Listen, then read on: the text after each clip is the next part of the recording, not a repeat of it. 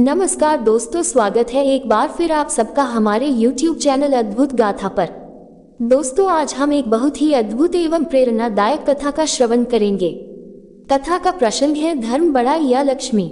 आप सभी से निवेदन है कि आप लोग इस कहानी को पूरा मन लगाकर सुने और हाँ, वीडियो को बीच में ही ना छोड़े, पूरी जानकारी ले, क्योंकि आधा अधूरा ज्ञान हमेशा ही घातक साबित होता है। इसलिए वीडियो को पूरा एंड तक देखें। इससे पहले अगर आपने अब तक हमारे चैनल अद्भुत गाथा को सब्सक्राइब नहीं किया है तो कर लीजिए और साथ ही बगल में बने बेल आइकन को दबाना मत भूलिएगा। आपका ये छोटा सा प्रयास हमारे लिए बहुत महत्व रखता है। तो चलिए बिना किसी देरी के हम कहानी को शुरू करते हैं। एक समय लक्ष्मी और धर्म में विवाद उत्पन्न होता है। लक्ष्मी कहती है कि वह श्रेष्ठ है, जबकि धर्म मानता है कि वह उत्कृष्ट है। इस विषय पर उनकी गहन चर्चा होती है। अधिक विचार करने पर लक्ष्मी सुझाव देती है कि वे भगवान शिव की शरण में जाएं, जो इस समस्या का समाधान कर सकते हैं।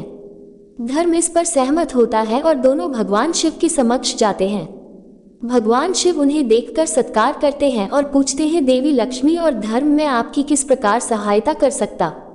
इस पर वे दोनों कहते हैं, हे महादेव, हम आपसे निर्णय जानने आए हैं, हम में से कौन महत्वपूर्ण है, धर्म या लक्ष्मी। इस सवाल को सुनकर भगवान भोलेनाथ विचार मग्न हो गए। अगर वह कहते हैं कि धर्म महत्वपूर्ण है तो लक्ष्मी उनसे रूठ सकती है, और अगर वह कहते हैं कि लक्ष्मी महत्वपूर्ण है तो धर्म उनसे विमुख हो सकता है। तब भगवान शिव ने कहा कि क्या विषय पर मुझसे बेहतर निर्णय एक समर्थ राजा ही ले सकता है। फिर महालक्ष्मी पूछती है, वह कौन है। तब शिवजी बताते हैं, पृथ्वी पर विक्रमादित्य नामक एक राजा है। वह अधिक धार्मिक, कृपालु और सहायक स्वभाव वाला है। उससे आपका ये संकट सुलझाया जा सकता है, जो जानना चाहते हैं कि आप में से कौन श्रेष्ठ है। इसे सुनकर माँ लक्ष्मी प्रतिक्रिया व्यक्त करती है, अच्छा, हम उस राजा के पास जा रहे हैं। ऐसा कहा कर धर्म और लक्ष्मी अब महाराजा विक्रमादित्य के दरबार में पहुंच जाते हैं। महाराजा विक्रमादित्य माँ लक्ष्मी और धर्म को अपनी दरबार में आते हुए देखकर उनका सम्मान करते हैं और उन्हें सिंहासन पर आसन दिलाते हैं। फिर वे पूछते हैं, बताइए कैसे मैं आप दोनों की सहायता कर सकता हूँ। लक्ष्मी जी कहती हैं, महाराज, धर्म और मैं आपसे एक निर्णय जानने के लिए यहाँ पहुँचे हैं। फिर राजा पूछते हैं, कौन सा निर्णय माता। तब धर्म बोलते हैं, महाराज, आप ही तय करें कि कौन अधिक महत्वपूर्ण है, मैं या लक्ष्मी। क्योंकि बिना धर्म के जीवन में कोई अर्थ नहीं है, वह अधूरा और अर्थहीन होता है। जीवन धर्म के बिना सुना और उदास हो जाता है, जैसे कोई शव हो। धर्म के बिना मनुष्य का अस्तित्व खत्म हो जाता है। धर्म और संपत्ति दोनों ही महत्वपूर्ण है। फिर माँ लक्ष्मी बोलती है, हे महाराज, बिना संपत्ति और धन के जीवन में कठिनाइयाँ आती है। व्यक्ति गरीब हो जाता है और दुखी रहता है, उसे अनेक समस्याओं का सामना करना पड़ता है। राजा विक्रमादित्य ने ध्यान से दोनों की बातों को समझा और फैसला सुनाने के लिए तैयार हुए। उन्होंने कहा, मैंने ध्यानपूर्वक आप दोनों की बातें सुनी है।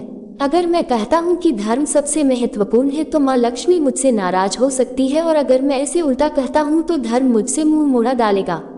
दोनों ही मेरे लिए बहुत प्यारे हैं, इसलिए मैं कैसे फैसला करूँ। मैंने विचार किया और इस निष्कर्ष पर पहुँचा हूँ। आप दोनों ध्यान से सुनो, मेरे लिए धर्म सबसे अधिक महत्वपूर्ण है। धन अच्छा है, पर धर्म उससे भी बड़ा है, क्योंकि धर्म ही व्यक्ति को मानव बनाता है। बिना धर्म के वह केवल जीवन जीता है, लेकिन उसमें जीवन की सच्चाई और आनंद नहीं होता। धर्म ही हमें सच्चे अर्थ में मनुष्य बनाता है। मनुष्यत्व की असली पहचान धर्म में ही है। धर्म होने पर भी आदमी अपनी मेहनत से जीवन को संचालित कर सकता है। अधिकतर साधन न होने पर भी वह सादगी में अपने जीवन को आगे बढ़ा सकता है, परंतु धर्म की कमी होने पर व्यक्ति का अस्तित्व ही अधूरा सा लगता है। इसलिए धर्म का स्थान ही कुछ और है। धर्म को मैं महत्वपूर्ण मानता हूँ। धर्म ही मेरे लिए सबसे ऊपर है। जब राजा विक्रमादित्य ने ऐसा कहा तो माँ लक्ष्मी आक्रोशित हो उठती है। वह बोलती है, हे राजा, तुम अभिमान में डूबे हो। तुमने मुझे नकारा है। मुझे न चुनकर धर्म को तुमने ऊपर रखा, इसलिए मैं तुम्हें छोड़ दूंगी। और यह कहकर माँ लक्ष्मी वहां से चली जाती है। लक्ष्मी ने राजा विक्रमादित्य को त्याग दिया और धर्म उसके संग आ गया। लक्ष्मी के चले जाने से कुछ समय में ही राजा गरीब और निर्धन हो उठे। उनके पास सिर्फ उनका घोड़ा और एक तलवार बची थी। अब विक्रमादित्य सोचते हैं, क्या अब मेरा यहाँ इस राज्य में रहना उचित है। मैं अब यहाँ से प्रस्थान करना चाहता हूँ। ऐसा सोचकर विक्रमादित्य घोड़े पर चढ़ते हैं और तलवार संग लेकर अपना राज्य छोड़ जाने लगते हैं। चलते चलते उन्हें याद आता है कि उनकी बहन रास्ते में ही रहती है और उनको भूख भी सता रही है। उन्हें आराम भी चाहिए। सोचा कि बहन के घर पर थोड़ी देर ठहरकर आराम और भोजन कर लूं, फिर जीवन के अगले पड़ाव पर आगे बढ़ाऊंगा। जब विक्रमादित्य अपनी बहन के महल तक पहुंचे, महल के प्रहरी और सैनिक बहन के पास गए और बताया कि आपका भाई मिलने आया है। बहन ने तुरंत पूछा कि मेरा भाई कैसी स्थिति में है। सैनिकों ने उत्तर दिया कि महारानी, आपका भाई घोड़े पर आ रहा है, लेकिन उसकी स्थिति बहुत कमजोर और दर्दनाक है। विक्रमादित्य के वस्त्र मैले और फटे हुए दिखते हैं। इसे देखकर उनकी बहन ने तय किया कि वह अपने भाई को घोड़े जाए स्तबल में रखेगी। उसने अधिकारियों और सैनिकों से कहा कि उसे घोड़े की स्तबल में ही आराम करने की अनुमति दो। उस स्तबल में जहां घोड़ों को बांधा जाता है वहां ही राजा विक्रमादित्य को रखा गया। राजा विक्रमादित्य चुप रहते हैं और अपनी बहन को देखते रहते हैं। जब वह उनके पास आती है तो सूखी रोटी लेकर आती है। इसे देखकर विक्रमादित्य की आंखों से आंसू गिरते हैं, लेकिन वह कुछ नहीं बोलते। बहन, तुम्हारी दी हुई रोटी मिले पर पानी भी तो ला, प्यास बहुत हो रही है। विक्रमादित्य की बहन पानी के लिए चली जाती है। तब राजा विक्रमादित्य रोटी को जमीन में गड्ढा खोदकर छुपा देते हैं। फिर वह प्रार्थना करते हैं, हे धरती माँ, इस रोटी को सुरक्षित रखना। मैं वापस आकर इसे मान लूंगा, तब तुम मुझे वही वापस देना। धरती माँ ने वह रोटी अपने में संजोए लिया। इसके बाद राजा विक्रमादित्य बिना किसी को बताए वहां से चल देते हैं। वह आगे की यात्रा पर निकल पड़ते हैं। जब यात्रा कर रहे होते हैं तो उनके एक अच्छे मित्र का घर प्रतीत होता है। तब वह सोचते हैं कि यह मेरा प्रिय और विश्वस्त मित्र है, अब मैं इसके यहाँ जाऊंगा, इसके घर में भोजन और आराम का समय बिताऊंगा। विक्रमादित्य का मित्र जब देखता है कि मेरा मित्र यहाँ पहुंचा है तो वह उसका गर्मजोशी से स्वागत करता है और उसे खान पान का आमंत्रण देता है। राजा विक्रमादित्य जी स्थल पर भोजन के लिए जाते हैं। उसके पीछे एक खूंटी मौजूद होती है। इस खूंटी पर मोतियों की एक महंगा हार लटक रहा होता है। जब राजा विक्रमादित्य खाना खाने लगते हैं तब वह खूंटी धीरे धीरे वह हार को अंदर खींचकर निगलती जाती है। इसे देखकर राजा विक्रमादित्य समझते हैं कि जो कुछ भी हो रहा है वह देवी लक्ष्मी के प्रकोप की वजह से ही रहा है। वह मुझसे असंतुष्ट है और बहुत ही क्रोधित है।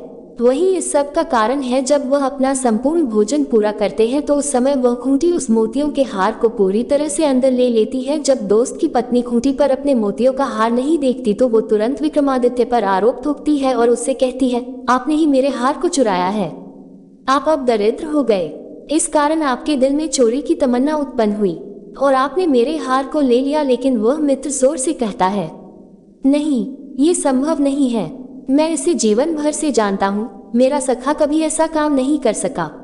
लेकिन उसकी पत्नी उसकी बातों को नकारती है और बिना किसी सोच समझ के विक्रमादित्य को उनके घर से बाहर कर देती है। ऐसा सब कुछ होते हुए भी राजा विक्रमादित्य चुप रहते हैं और स्वयं से घर से बाहर चल देते हैं। उसके बाद वे अपने आगामी यात्रा की तैयारी में लग जाते हैं। रात गहराती जाती है और राजा विचार में पूरी तरह डूब जाते हैं। वे सोचते हैं, अब रात का समय है, यहाँ इसी जंगल में रुककर कल सुबह यहाँ से प्रस्थान करूंगा। ऐसा सोचकर वह अपने घोड़े को बांध देते हैं और अपनी तलवार को संग्रह करते हैं। उसके बाद वे एक पेड़ की छांव में आराम से बैठ जाते। थकावट से उनकी आंखें भारी हो जाती है और वह सो जाते हैं। वहां दो चोर उसी समय पर वहां पहुंचते हैं। ये वही दो चोर थे जिन्होंने राजा के महल में चोरी की थी। वहां पहुंचते ही वे चोर राजा को सोते हुए देखते हैं और भी अधिक घबरा जाते हैं। उनका मन भारी हो उठता है। सैनिक अब निकट है, हमें पकड़ लिया जाएगा। ऐसा सोचकर दोनों बेग तरकीब लगाए और वे जल्दी से चोरी की गई संपत्ति को राजा के पास ही डाल देते हैं और तेजी से वहां से भाग जाते हैं। जब सैनिक वहां पहुंचते हैं वे धन को राजा के पास पड़ा देखते हैं तो समझते हैं शायद यही भर चोर है। तब सैनिक विक्रमादित्य को बंधक बनाकर महल में पहुंचते हैं। राजा वह सारा धन और चोरी की अन्य सामग्री देखता है। वह उसे पहचानता है क्योंकि यह वही धन था जो उसके महल से चोरी हुआ था। ये देखा कर राजा बहुत क्रोधित होता है और तुरंत उसे सजा देने का आदेश देता है कि इसके हाथ पैर काट दिए जाएं। विक्रमादित्य जो सच में मासूम था उस समय भी कुछ उत्तर नहीं देता और संपूर्ण समय मौन बनाए रहते हैं। उन्हें पता था कि सत्य को समय लगता है लेकिन वह अवश्य प्रकट होता है। सजा के मुताबिक राजा विक्रमादित्य के हाथ पैर कटवा कर नगर के चौराहे पर बैठा दिया जाता है ताकि लोग देखें और इससे सबक ले कि हमारे राज्य में चोरी करने का क्या परिणाम होता है। राजा के सैनिक विक्रमादित्य को उठाकर नगर के ही चौराहे पर बैठा देते हैं। अब हर रोज उस चौराहे के पास से गुजरता व्यक्ति विक्रमादित्य को देखकर उन्हें थूकता और उन्हें गालियां देता और कहता कि ये तो चोर है, चोरी करेगा तो ऐसा ही फल पाएगा। ये कहते हुए लोग वहां से गुजर जाते हैं, चले जाते हैं। लेकिन एक दिन की बात है, एक दिन उसी रास्ते से एक ग्वाला घी की मटकी लिए हुए जा रहा था। वह बहुत ही दयालु था। विक्रमादित्य जब उस व्यक्ति को देखते हैं तो समझ जाते हैं यह व्यक्ति स्वभाव का बहुत ही अच्छा है। तो उन्होंने उस व्यक्ति से कहा, हे राहगीर, आपके पास अगर पानी हो तो मुझे पिला दीजिए, मुझे बहुत ही प्यास लगी है। उस ग्वाले ने बिना सोचे समझे अपने थैले से पानी निकालकर विक्रमादित्य को पिलाया और कहा, तुम चोरी क्यों किए? अगर चोरी नहीं किए होते तो ऐसी सजा नहीं मिलती ना। तुम चोरी किए हो, राजा के दोषी हो, फिर भी मैं तुम्हें पानी पिला रहा हूँ। और फिर वहां से चलता बना। जब ग्वाला दूसरे नगर में घी बेचने के लिए जाता है तो वह घी तो बेचता है, लेकिन उसका घी खत्म ही नहीं हो रहा था। ये देखकर वह बहुत ही हैरान होता है कि मैं इतना सारा घी बेच रहा हूँ, फिर भी मेरे मटके से घी खत्म नहीं हो रहा है। या देखते हुए वह सोचने लगता है, ये क्या बात है। पूरा दिन का कमाई करने के बाद उसके पास अच्छी खासी रकम हो जाती है और वह अपने घर वापस जाता है और अपनी पत्नी से कहता है कि आज बहुत ही विचित्र बात हुई। मैंने राजा द्वारा सजा पाए गए इंसान का मदद किया और पानी पिलाया, तो आज मेरे साथ एक चमत्कार हुआ। मैं जितना भी घी बेच रहा था उतना ही ज्यादा बढ़ रहा था। मेरे मटके में से घी खत्म ही नहीं हो रहा था। लगता है वह जरूर कोई दिव्य आत्मा है, वह कोई अच्छा पुरुष है। तब ग्वाले की पत्नी ने कहा कि है स्वामी, हमारे पास एक भी औलाद नहीं है, हम लोग इतने बूढ़े हो गए। आप ऐसा करिए कि उस व्यक्ति को हमारे घर लेते आइए, हम उसे अपना बेटा समझकर, बेटा मानकर उसके साथ जीवन यापन करेंगे। तब ग्वाले ने कहा, तुम्हारी बात तो ठीक है, लेकिन इसके लिए हमें राजा से इजाजत लेनी होगी, उनकी अनुमति लेनी होगी। उसकी पत्नी ने कहा, वह बेचारा हाथ पैर से अपंग है, हम लोग के साथ रहेगा तो उसका भी मन बहला रहेगा और हमें भी अपने पुत्र का होने का अनुभव प्राप्त होगा। तब उस ग्वाले ने अपनी पत्नी की बातों को सुनते हुए राजा के पास जा कहा, है महाराज, आपने जिस अपराधी का हाथ पांव काटकर चौराहे पर बिठा दिया है, मैं उसे गोद लेना चाहता हूँ। तब महाराज ने कहा, वैसे भी वो हमारे किसी काम का नहीं है, उसके हाथ पांव तो है नहीं, हमारे नगर में बोझ बना हुआ है, तुम ले जा सकते हो, हमें कोई आपत्ति नहीं है। ये सुनते ही ग्वाला भागा भागा जाता है और राजा विक्रमादित्य को अपने नौकर चाकरों की सहायता से अपने घर को लाता है और उन्हें नहला धुला कर स्वच्छ वस्त्र पहनाता है और भोजन कराता है और कहता है, आज से तुम मेरे पुत्र रहोगे। हमारा कोई संतान नहीं है, हम बूढ़े हो चुके हैं, कम से कम बुढ़ापे में ही हमें संतान का सुख मिलेगा, इसलिए मैं तुम्हें अपने पास लाया हूँ। क्या तुम्हें मेरा बेटा बनना स्वीकार है? राजा विक्रमादित्य ने कहा, हाँ, मुझे आपका पुत्र बनना स्वीकार है। राजा विक्रमादित्य उस दून से उस ग्वाले के पास उसके लड़के के रूप में रहने लगते हैं। दोस्तों, उसी नगर के राजा की पुत्री बहुत ही विदुषी और बहुत ही दूरदर्शी थी। वह जब भी गाया करती थी, दीपक जल जाया करते थे, इसलिए हर शाम को वह गाना गाती, गीत गाती तो पूरे नगर में दीप जल जाते हैं और रात्रि हो जाती। जब सबके सोने का समय होता तो वह राजकुमारी गीत गाकर सारे दियों को फिर से बुझा दिया करती। लेकिन ये सब चीजें राजा विक्रमादित्य देख रहे थे। उन्होंने भी दीपक राग गाकर उन दियों को फिर से जला दिया। ये सारी चीजें जब वह राजकुमारी देखती है तो वो समझ जाती है दीपक को जलाने वाला और कोई नहीं, राजा विक्रमादित्य ही हो सकते हैं, वह इस नगर में है। ये सोचकर वह राजकुमारी बहुत ही प्रसन्न होती है। इसी तरह कुछ दिन बीतते हैं तो राजा अपने पुत्री का स्वयंवर कराता है। दूर दूर से राजा महाराजा स्वयंवर के लिए आए होते हैं और उसी समय राजा ने उस ग्वाले को आदेश दिया कि हमें 100 घड़े घी चाहिए, तुम इसका व्यवस्था करो। अब ग्वाला बहुत ही धर्म संकट में पड़ता है कि राजकुमारी का स्वयंवर है, घी के दीपक जलाने हैं, घी का पकवान बनना है, मैं कहाँ से इतनी घी का इंतजाम करूंगा। तब राजा विक्रमादित्य कहते हैं, हे पिताश्री, आप परेशान मत होइए, ये सब मुझ पर छोड़ दीजिए, मैं घी का इंतजाम कर दूंगा। उस ग्वाले ने कहा है, पुत्र तुम कैसे घी का व्यवस्था करोगे, कहाँ जाओगे, कहाँ से लाओगे? विक्रमादित्य ने कहा, पिताश्री मैंने कहा ना, आप ये सब मेरे ऊपर छोड़ दीजिए, आप निश्चिंत रहिए, कल राजकुमारी के स्वयंवर में मैं भी जाना चाहता हूँ। जब घी का इंतजाम हो जाएगा तब कल जाते वक्त आप मुझे भी लेकर चलिएगा। कुछ देर बाद राजा के महल से उसके नौकर 100 घड़े लेकर आते हैं और विक्रमादित्य को दे देते हैं। जब रात्रि का समय होता है तो विक्रमादित्य अपने तपोबल और शक्ति से उन मटकों में घी भर देते हैं। जब सुबह होता है, ग्वाला देखता है कि इतना सारा घी तो बहुत प्रसन्न होता है। तब वह जान जाता है, यह मेरा पुत्र बहुत ही दिव्य है।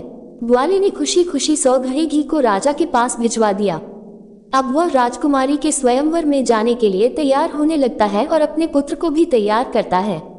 राजा विक्रमादित्य को नहलाता धुलाता है और स्वच्छ और सुंदर वस्त्र पहनता है और अपने साथ और अपने नौकर चाकरों की सहायता से विक्रमादित्य को अपने साथ ले जाता है। उस राजदरबार में दूर दूर से राजकुमार, राजा, महाराजा आए हुए थे। वे सब सिंहासन पर विराजमान थे, लेकिन जो राजा विक्रमादित्य थे किसी एक कोने में बैठे हुए थे। जब स्वयंवर का समय आता है तब राजकुमारी उस महल में पधारती है। हाथ में जयमाला लिए हुए राजा विक्रमादित्य का तलाश करने लगती है। वो सोचने लगती है, मैं विवाह करूंगी तो सरफेस राजा विक्रमादित्य से करूंगी। मैंने उनका गाना सुना है, वो इसी नगर में है। अगर इसी नगर में है तो वो स्वयंवर में जरूर आए होंगे। ये सोचते हुए राजकुमारी उनका तलाश करने लगती है, लेकिन उन्हें राजा विक्रमादित्य कहीं नहीं दिखती। फिर उनकी नजर कोने में पड़े एक व्यक्ति के पास जाती है। उस व्यक्ति के चेहरे से और शरीर से अलग ही आभा प्रकट हो रही थी। ये देखते हुए वह राजकुमारी समझ जाती है कि हो ना हो यही है राजा विक्रमादित्य, और बिना कुछ सोचे समझे राजकुमारी जयमाला लेकर आगे बढ़ विक्रमादित्य के गले में पहना देती है। उन्हें अपने वर के रूप में चुन लेती है। उस दरबार में आए हुए राजा महाराजा देखते हैं तो क्रोधित हो जाते हैं और उस राज्य के महाराज से कहते हैं, महाराज, आपने हमारा अपमान किया। अगर आपको पता ही था कि आपकी पुत्री एक अपाहिज से शादी करने वाली है, उससे विवाह करने वाली है, तो आप हमें यहाँ पर क्यों बुलाए? तब राजा ने हाथ जोड़कर कहा, हमें माफ करिए, मुझसे गलती हो गई। अब क्या किया जा सकता है? ये नियम है कि कन्या ने जिसके गले में वरमाला डाला है, विवाह तो उसी से होगा। इसके लिए मैं आप लोगों से क्षमा चाहता हूँ। आखिर हार मानकर राजकुमारी का विवाह राजा को विक्रमादित्य से ही कराना पड़ता है और उसी के साथ उसके ससुराल को विदा करना पड़ता है। अब राजा विक्रमादित्य अपने नववधू को लेकर उस ग्वाले के घर चले आते हैं और रहने लगते हैं। एक दिन राजा विक्रमादित्य अपनी पत्नी से कहते हैं, हे प्रिय, मुझे हिरण का मांस खाने का इच्छा हुआ है, तुम अपने भाइयों से हिरण का मांस लेकर आओ।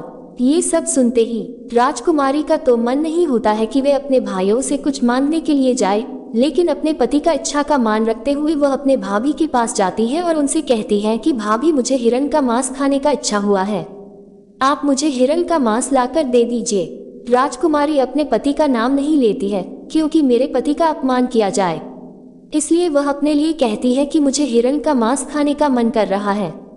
ये बात सुनते ही राजकुमारी की भाभियां उसकी खिल्ली उड़ाने लगती है। कहती है कि चलो चलो, अगर ऐसी ही बात है तो तुमने अपाहिज व्यक्ति को क्यों चुना, उससे शादी क्यों किया? तुम्हें किसी अच्छे पुरुष से शादी करना चाहिए था ना, वो तुम्हें हिरण का मांस ला कर देता। ये बात सुनते ही वह राजकुमारी वापस चली जाती है और अपने पति से कहती है, ये स्वामी, मैं अपने घर गई थी, ऐसी ऐसी बातें मुझे सुनने को पड़ी। तब महाराजा विक्रमादित्य ने कहा, ठीक है, कोई बात नहीं, तुम वापस अपने भाभियों के पास जाओ और कहो मेरे पति का घोड़ा और तलवार मुझे दे दीजिए, और ये रुमाल लो, इस रुमाल को दिखा देना, वो शांत हो जाएंगे और तुम्हारे साथ चले आएंगे। अब राजकुमारी उस रुमाल को लेकर राजा विक्रमादित्य के कहे अनुसार अपने भाभियों के पास चले जाती है और अपने भाभी से कहती है, भाभी, आप मेरे पति का तलवार और घोड़ा मुझे दे दीजिए। तब उस राजकुमारी की भाभियां सोचती है कि वैसे भी उस तलवार और घोड़े ने आतंक मचाया हुआ है, जीना मुश्किल कर रखा है, इससे अच्छा है इस राजकुमारी को ही दे दूं, कट मर जाएगी।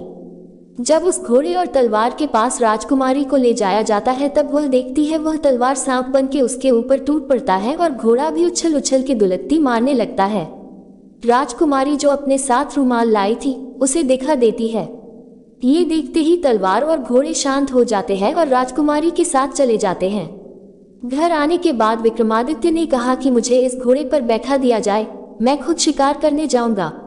ये सुनकर राजकुमारी कहती है, तुम कैसी बातें कर रहे हो, तुम्हारा हाथ पांव नहीं है और तुम इस घोड़े पर कैसे जाओगे, कैसे शिकार करोगे? तब विक्रमादित्य ने कहा, पिताश्री, आप कृपा कर अन्य लोगों की सहायता से मुझे इस घोड़े पर सवार करवाइए। अपने बेटे की जिद के आगे उस ग्वाले को झुकना पड़ा। उसने अपने नौकर चाकर से कहकर और स्वयं राजा विक्रमादित्य को उठाकर उस घोड़े पे बैठा दिया। जब वह सर ऊपर करके देखते हैं तो राजा विक्रमादित्य का हाथ पैर सही सलामत है। उनका हाथ पैर आ चुका था, वो फिर से स्वस्थ हो चुके थे। ये चमत्कार देखते ही उनकी आंखों पर विश्वास नहीं होता है। जैसे ही राजकुमारी अपने पति से पूछने को बढ़ती है कि है महाराज ये कैसे हुआ, ये क्या चमत्कार है, उससे पहले ही राजा विक्रमादित्य ने कहा मैं पहले शिकार करके आता हूँ उसके बाद बताऊंगा ये कैसे हुआ। राजा विक्रमादित्य शिकार करने के लिए एक जंगल में चले जाते हैं। कई शिकार करने के बाद उन शिकारों का कान और पूंछ काट लेते हैं और उन्हें वहीं पर छोड़कर वापस चले आते हैं। और उसी जंगल में उसी दिन राजकुमारी के भाई भी शिकार करने के लिए गए थे। जब वे देखते हैं कि किया कराया शिकार पड़ा है, ताज़ा ताज़ा शिकार है, तो उनका मन मचल जाता है। वो बहुत ही प्रसन्न होते हैं। बिना शिकार किए ही वह उस शिकार को उठा लेते हैं और आगे बढ़ जाते हैं। जब राजा विक्रमादित्य शिकार करके अपने घर वापस आते हैं तो अपने पत्नी को बताते हैं कि मेरा घोड़ा और तलवार मेरा धर्म है, इन्हीं की वजह से मेरे हाथ पैर वापस से सही हो गए और मेरा नाम है विक्रमादित्य है, मैं एक राजा हूँ। ये बात सुनते ही वह ग्वाला राजा विक्रमादित्य के पैर में गिर पड़ा और कहने लगा मुझे माफ करिएगा, मुझसे जो भी गलती हुई मुझे माफ कर दीजिए। तब राजा विक्रमादित्य ने कहा आपकी इसमें कोई गलती नहीं है, आपने तो मेरे सगों से भी अच्छा व्यवहार मेरे साथ किया, मुझे अपना पुत्र बना के रखा। उसके बाद राजा विक्रमादित्य ने अपनी पत्नी को कहा तुम एक बार फिर से अपने भाभियों के पास जाओ और कहो कि मेरे भाइयों द्वारा जो शिकार करके लाया गया है मुझे उसे देखना है, और जब आपकी भाभियां उस शिकार को दिखाए इस थैले में जो मैं तुम्हें चीज दे रहा हूँ उसे वहां पर पलट देना और मेरे बारे में बताना। ये कहते ही वह राजकुमारी अपने भाभी के पास चली जाती है और कहती है भाभी आज भैया ने जो शिकार करके लाया है मैं उसे देखना चाहती हूँ, इसमें क्या बड़ी बात थी, तेरा पति तो शिकार कर नहीं सकता तो मेरे पति द्वारा किया गया शिकारी देखकर ओना जी बहला लो। ऐसा कहकर राजकुमारी की वही ने वो सारा शिकार राजकुमारी को दिखा दिया। राजकुमारी ने कहा भाभी ये शिकार तो है लेकिन इसके पूंछ और कान कहाँ है। तब भाभियां बोली कि मुझे क्या पता कहाँ है। ये सुनते ही राजकुमारी ने जो अपने साथ थैला लाया था उसे पलट दिया, उस थैले में से कान और पूंछ गिर जाते हैं। तब भाभियां पूछती है कि ये कहाँ से आया, तो उसने कहा ये शिकार मेरे पति द्वारा ही किया गया है। तब राजकुमारी वो सारी बातें कह सुनाती है और कहती है मेरा पति कोई आम व्यक्ति नहीं है, वो राजा विक्रमादित्य हैं। ये बात सुनते ही भाभियों के कान खड़े हो जाते हैं और यह बात राजा के पास भी जाती है। राजा दौड़े दौड़े अपने बेटी के पास आते हैं और कहते हैं पुत्री मुझे माफ कर दो, मुझे गलती हो गई, हम अपने दामाद को राजमहल में बुलाना चाहते हैं। विक्रमादित्य राजा के पास गए। राजा ने उन्हें साक्षात प्रणाम किया और कहा हे महाराज मुझसे गलती हो गई, आप इतनी धर्मात्मा व्यक्ति और मैंने आपका हाथ पांव कटवा दिया, लेकिन फिर भी मुझे क्षमा कर दीजिए।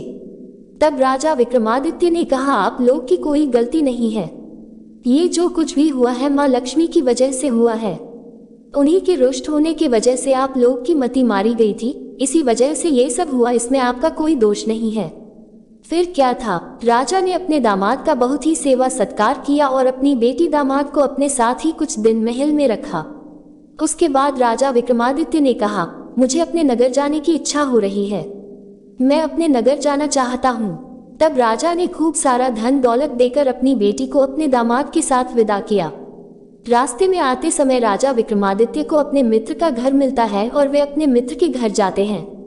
विक्रमादित्य का मित्र यह देखकर बहुत ही प्रसन्न होता है और सेवा सत्कार करने के बाद विक्रमादित्य के मित्र ने खाने का आग्रह किया।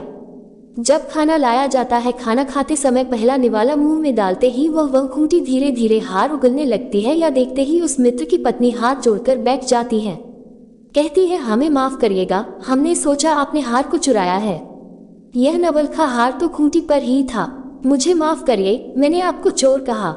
तब विक्रमादित्य ने कहा इसमें आपकी भी कोई गलती नहीं है, ये जो कुछ हुआ मति भ्रमण के कारण हुआ, माँ लक्ष्मी मुझसे रुष्ट थी इसीलिए हुआ है। और अपने मित्र को क्षमा करते हुए राजा विक्रमादित्य वहां से विदा लेते हैं। जब वो आगे बढ़ते हैं तो उनकी बहन का ससुराल आता है। तब वह अपने बहन के ससुराल जाने की इच्छा करते हैं। राजा विक्रमादित्य को दूर से ही आते हुए सैनिक देख लेते हैं और उनकी बहन के पास जाते हैं, कहते हैं आपका भाई आपसे मिलने आ रहा है। तब उनकी बहन कहती है कि मेरा भाई किस हाल में आ रहा है। तब वह सैनिक कहते हैं कि आपका भाई लाव लश्कर के साथ सजा धजा घोड़े पे बैठ के अपनी पत्नी को लेकर आ रहा है। तब उस रानी ने कहा मेरे भाई का स्वागत किया जाए, उससे राजमहल में ठहरने का इंतजाम किया जाए। जब राजा विक्रमादित्य अपने बहन के महल में पहुंचते हैं तो उनका खूब आदर सत्कार होता है, उन्हें राज्य महल में ठहराया जाता है। राजा विक्रमादित्य अपने बहन का हाथ पकड़ते हैं और उन्हें उसी अस्तबल में ले जाते हैं जहां घोड़े बांधे जाते थे और धरती माता से कहते हैं, हे माँ, मैं आपसे अपनी अमानत लेने आया हूँ, कृपा कर आप मुझे मेरी अमानत दीजिए। ये कहते ही वह धरती फट जाती है, उसमें से रोटी निकल जाता है। उस रोटी को उठाकर राजा विक्रमादित्य कहते हैं, बहन, तुमने मुझे पिछली बार आने पर इसी रोटी को खाने को दिया था न। तब उसकी बहन फूट फूट कर रोने लगती है और कहती, भैया मुझसे गलती हो गई, मैंने जो आपके साथ व्यवहार किया मुझे क्षमा करिए। तब राजा विक्रमादित्य ने कहा, नहीं, मैं तुमसे रुष्ट नहीं हूँ, मैं तुमसे नाराज नहीं हूँ, लेकिन मैं तुम्हें ये बताना चाहता हूँ कि अपनों के साथ कैसा व्यवहार करना चाहिए। मैं तुमसे नाराज नहीं हूँ, बस तुम्हें ये सीख लेना चाहिए हमें अपनों से व्यवहार कैसा करना चाहिए। ये सब सुनते ही राजा विक्रमादित्य की बहन बहुत ही लज्जित होती है। राजा विक्रमादित्य अपने नगर को चले आते हैं तो नगर के मुख्य द्वार पर ही माता लक्ष्मी राजा विक्रमादित्य का प्रतीक्षा कर रही थी। माता लक्ष्मी कहती है, हे विक्रमादित्य, मैंने तुम्हारा खूब परीक्षा लिया, तुम्हें खूब प्रताड़ित किया, लेकिन फिर भी मेरे इस परीक्षा में तुम सफल रहे। मैं मानती हूँ कि धर्म सबसे बड़ा है, मुझसे भी बड़ा धर्म है। अगर धर्म है तो लक्ष्मी है, जहाँ धर्म रहेगा वहाँ लक्ष्मी भी रहेंगी। मैं तुम्हें आशीर्वाद देती हूँ कि चिरकाल तक, जब तक पृथ्वी रहेंगी तब तक तुम्हें कोई नहीं भूलेगा, तब तक तुम्हें याद किया जाएगा। यह आशीर्वाद देते ही माँ लक्ष्मी वहाँ से अंतर्ध्यान हो जाती है और राजा का राजमहल राजपाट वापस आ जाता है और राजा विक्रमादित्य अपने महल में सुख चैन से राज्य करने लगते हैं। तो दोस्तों, ये थी राजा विक्रमादित्य की कहानी जो हमें ये सिखाती है कि धर्म सदैव लक्ष्मी से बड़ा होता है और हमें अपने धर्म की राह कभी नहीं छोड़नी चाहिए। तो दोस्तों, उम्मीद करती हूँ आपको आज की कहानी अत्यंत पसंद आई होगी और बहुत कुछ सीखने को मिला होगा। अगर आपको हमारी कहानी अच्छी लगी है तो हमारे वीडियो को एक लाइक करिए और चैनल को सब्सक्राइब कर दीजिए और साथ ही कमेंट में लक्ष्मी माता की जय लिखना ना भूलिएगा। माता लक्ष्मी आप सभी का मंगल कटे, इससे मनोकामना के साथ आज के लिए इतना ही। मिलते हैं अगली वीडियो में, तब तक के लिए नमस्कार।